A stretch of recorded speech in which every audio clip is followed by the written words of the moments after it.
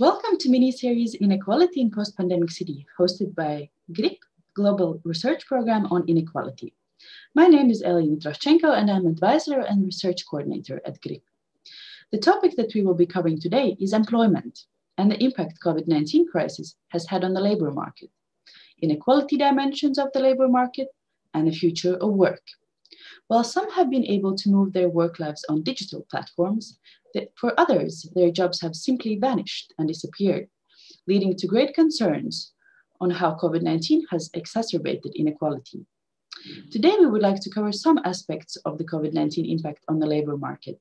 And to address these issues, I have the pleasure of talking with Dr. Janine Berg. Dr. Janine Berg works as a senior economist in the International Labour Office in Geneva. Janine has conducted research on the economic effects of labor laws, as well as provided technical assistance to ILO constituents on policies for generating jobs and improving working conditions.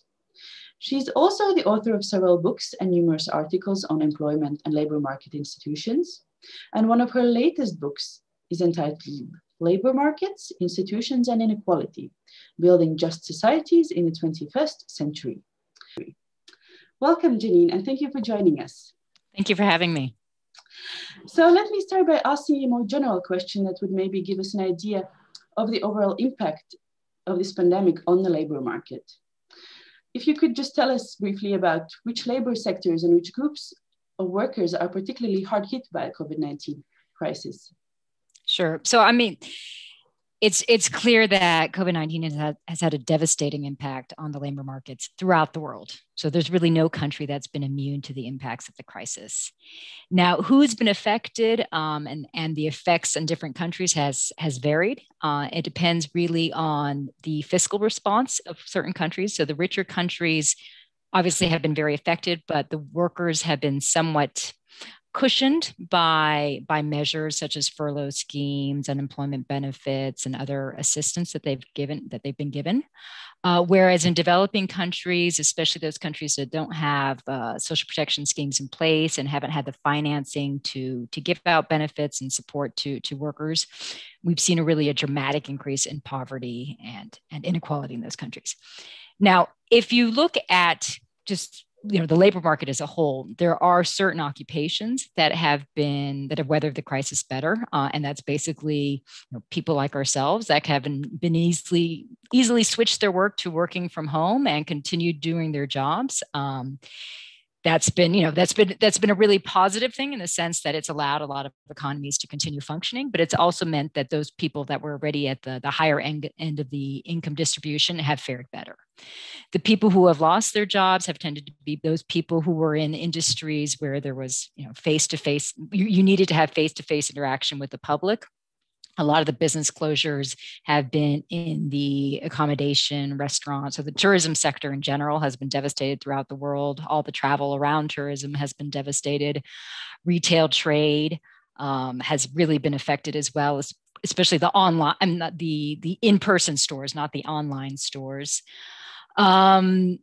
So, it's been widespread. And what we see is that the people who were in those jobs, who were working in retail trade or who were working in restaurants and hotels, these tended to be workers that were already lower paid workers, who maybe had lower educational levels and didn't also have the personal resources to weather the crisis. And so depending on whether they lived in a country that they have some income support, then their situation wasn't as bad. But in countries where there wasn't any income support measures, the effects have been really dramatic.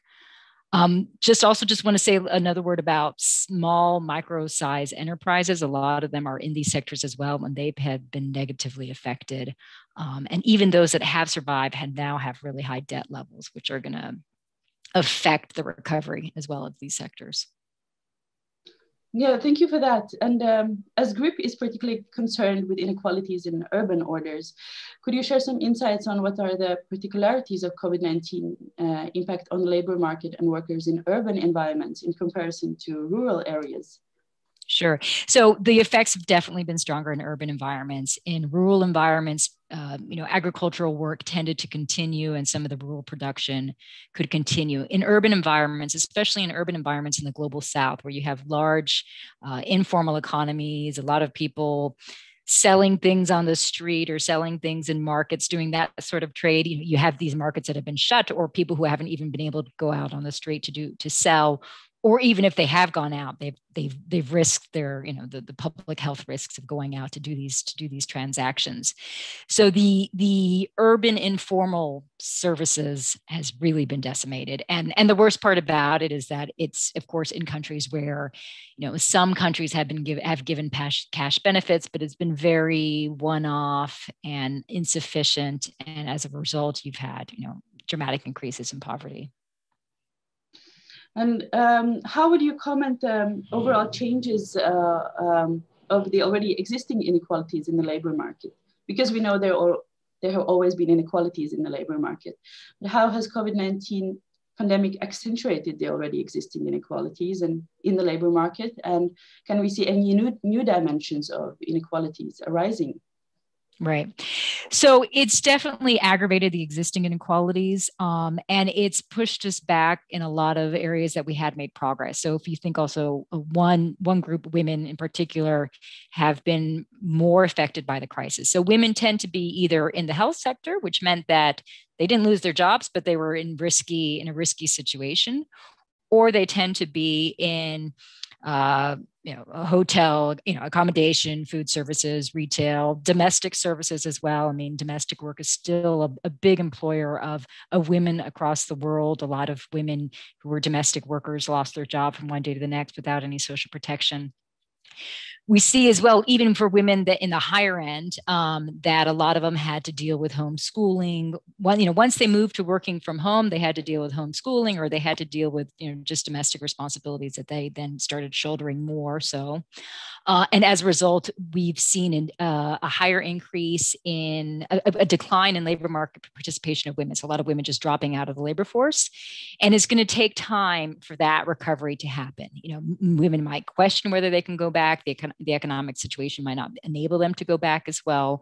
So, across the board, you see really that there's been a huge gender impact that is aggravating inequalities. Also, young people have been more negatively hurt, especially for young people who were finishing school and in that difficult period of transitioning between school and work.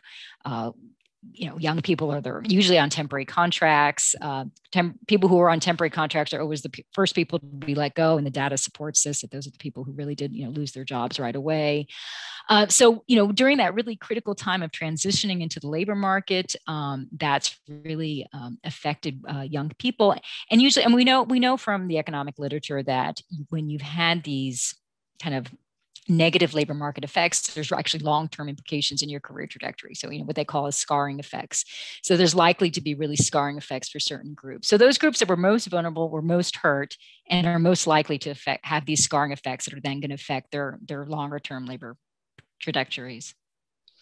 So you would say that it's more that the already existing inequalities have really been exacerbated, while there are not many new dimensions of inequalities coming in from the crisis, but rather just the already existing ones being aggravated. Yeah, I mean, I guess the newer dimensions would be the sectoral differences. So there were some sectors that, because the sectoral effects have been so different and the occupational effects have been so different. So that might be the new kind of dimension. But the existing inequalities between, men and women and young people and older people and people of ethnic minorities versus ethnic majorities, those just were perpetuated. The other inequality that I think is really important to pay attention to is really the inequality between countries. And so we already have a huge global north, global south divide, and now it's been aggravated. The global south didn't have the means to do the measures, to implement the measures needed to to support their citizens, but also to ensure that the economy wouldn't falter more. And they still don't have this financing. And to make matters worse, the vaccine rollout hasn't been an even vaccine rollout. So you have very little vaccine distribution in Africa and Asia, and even in Latin America. And so as a result, the recovery is going to be quicker in Europe and North America, where you've seen, and those countries where you've seen a strong vaccine rollout, and it's going to be weakened in the developing countries. And so I think really one of the biggest long-term hangovers from this is going to be this global North, global South divide. It's also sad to hear that it's yes. It's a depressing story. But regarding policies, how to maybe counteract this? As I understand, then ILO has called for different policies to address the labor market crisis, such as greater international solidarity, focus on vulnerable and hard-hit groups, investments in social protection, and social dialogue. But many of these policies point to the already pre-existing structural inequalities, both locally and globally. So could you please elaborate on the ILO policy recommendations for tackling the impact of the 19 crisis and inequalities? Sure. Is there anything new coming to this? Or although we know that it's basically the all pre-existing inequalities that have been perpetuated, but maybe there's something new in the policies. Right. I mean, so in many ways, it's still the same policies that we needed before, but we need to ratchet them up more. So, we've had these inequalities that have existed and they needed a response, and now they're worse. So you still need to do the same response, but you need to do more of it. And that's what's going to be really tricky, because now you have a situation where there's, to a certain extent, less international cooperation, because countries in the global North are worried about the state of their own economies. And so there is kind of going to be a tendency in the global North to kind of look inward and develop policies that are for the global North. So this might, this could affect, international aid, for example. There is a need, really, but without some sort of financing mechanisms, but be this social drawing rights or other sort of debt forgiveness, debt restructuring. Without that, it means that we can have a lot of beautiful policy recommendations, but if countries don't have the financing to implement these policy recommendations, they won't be listened to. So this is really problematic. But if they do, if there is really this more of an international effort, or if nations can actually find ways to do some investments and jumpstart their economy, this is an opportunity to actually address a lot of the long-standing needs. And so in particular, I just want to bring attention to, two issues. One is environmental, and the other one is about the care economy. So, we've been advocating for a long time now about the importance of the care economy and the importance of the green economy, for basically a just transition and the survival of our planet, and also gender equality. So now is really the time to be investing in infrastructure that is green. All of this can create jobs. All of this is really important, and it also can mitigate the energy dependence that a lot of countries have on energy sources that they can't produce by themselves. So if they can use solar power, wind power, things that are available in their own countries, this is actually a long-term benefit for them, and it also creates jobs. Care economy is a sector that it can't be replaced by robots, no matter how much people talk about robots. It can't be replaced by robots. It's human. It's a human-centered sector. It has a strong employment multiplier. It can be a source of really good job creation. I think the Nordic countries have shown that is a source of good job creation. It supports women's participation in the labor market.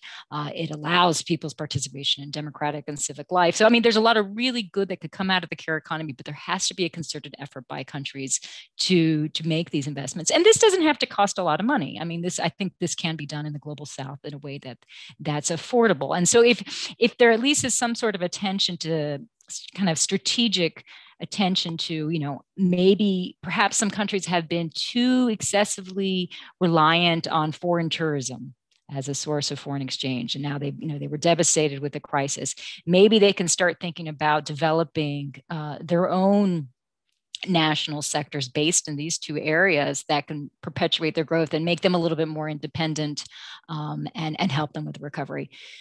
So yeah, there's there, as far as the policies, I mean, those would kind of be my recommendations, but certainly, I mean, the importance of social dialogue in developing these policies, the importance of measures that address vulnerabilities in the labor market, the importance of extending social protection so that it's universal and all workers have it. I think the crisis has really showed why we need such policies. So hopefully this will be the impetus for countries to implement them.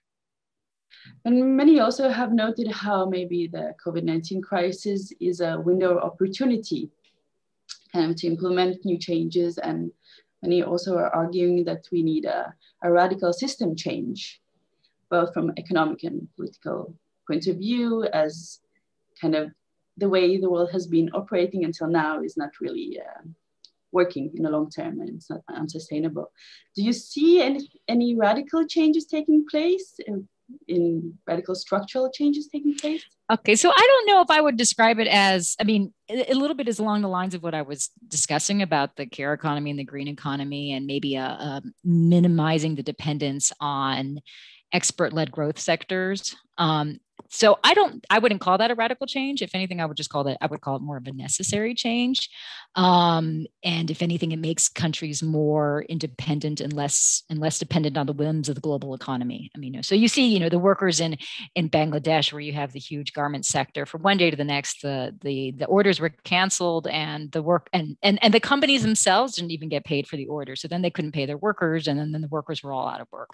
So you have to ask yourself, why do you have these development strategies that are dependent on such external forces? And to what extent would it be better if you have a national development policy that is trying to grow local industries so that you're less dependent on imports, that is trying to develop environmentally sustainable infrastructure that can be used by the whole country, and that provides needed electricity and access to water. And there's a lot of basic needs, fundamental basic needs that have not been met in the global South that need to be met. And meeting those needs will be beneficial for the economy and be beneficial for the well-being of the people. So, I mean, my recommendation is really to focus on that, because not only is it good for well-being, good for society, but it's also good for economic recovery. I don't think it's a radical approach. I think it's a necessary approach. And with the final question, maybe we could take a short glimpse on the future of the labor market. What, in your opinion, might be the long-term implications from the COVID-19 crisis on the labor market, and what new elements might this crisis bring to the labor markets? You have already mentioned also the green economies and green workplaces and so on. But what does COVID-19 mean for the future of work? I think it really depends on how. Okay, it'll depend definitely on the crisis response. And I think I've touched on that quite a bit. So let me touch on one other area, which is really about the digitalization of our economies and how that's been affected by the crisis. So the sector that's done the best in this is that sector that was online. So it's the Amazon retailers and other online distributors in the world.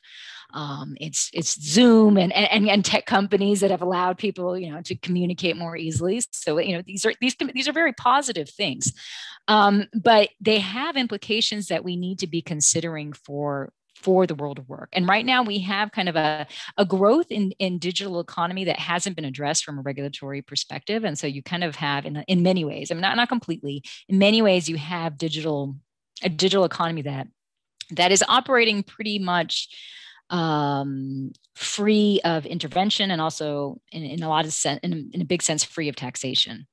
So there is a need to kind of think about, one, the monopoly power, and to address the monopoly power of some of these big tech companies, and also to, taxation of these big tech companies as a form of resources to finance all of these needed investments that we need. So that's one issue. For workers, there's kind of new challenges. We estimate there's close to 600 million workers that were working from home during the pandemic. So That's a lot of people who weren't usually, weren't working from home before. We have a convention 177 called the Homework Convention that actually addresses teleworkers as well, and it's about equal treatment. We've found we issued a report in January on working from home that included kind of industrial workers, but also the teleworkers. And we find that even for the really high skilled, even if they're at the higher end of the earnings distribution, if you compare them with a like worker that was working in office, they have a penalty for working from home. There's also a risk of bogus self-employment because it's much easier to have a kind of an independent contractor relationship with these workers. So I'm just saying this because there's a lot of developments in the world of work that need some attention. A lot of countries don't have laws about teleworking, or in France, for example, you have a right to disconnect, but I think it only exists in one or two other countries besides France. And these are areas that need some attention, also to ensure that if you are working from home, you have the same benefits as somebody who's not working from home. So that's important. But what I think probably is the biggest challenge is about regulating, certain parts of the digital economy that have been, to the large part, been ignored. Yeah, it's going to be exciting to see how this evolves, and I think most of us have experienced tremendous changes already in the way we work and in our everyday lives. So it will be interesting to see how this develops further in the future. I don't know, do you have any final comments you would like to share with us? I know that you also have been doing some recent research on inequalities in the labor market in relation to COVID-19. Do you have some insights to share from that? Something maybe unexpected that you found during this research, or So I have a paper that will be coming out shortly done with my colleague Sergey Suarez, where we look at transitions in the labor market in 7 countries where we were able to find up-to-date data on comparing workers in 2020 with 2019. And it was pretty much confirmed what we expected, and confirmed what researchers like yourself also expected, that the inequalities were aggravated. So the people who were lower skilled, lower income, the younger people, women, all of them really did experience the same. They experienced worse employment effects from the crisis than other groups. So it's nothing surprising, but at least we were able to show it empirically that these effects really are real, and hopefully it will inspire policymakers to take the necessary actions. We'll be looking forward to reading the paper, and it's really important with the research-based uninformed policies, so it's important work. So thank you so much for joining us and for sharing your insights today. Thank you. Nice to be here. Thank you.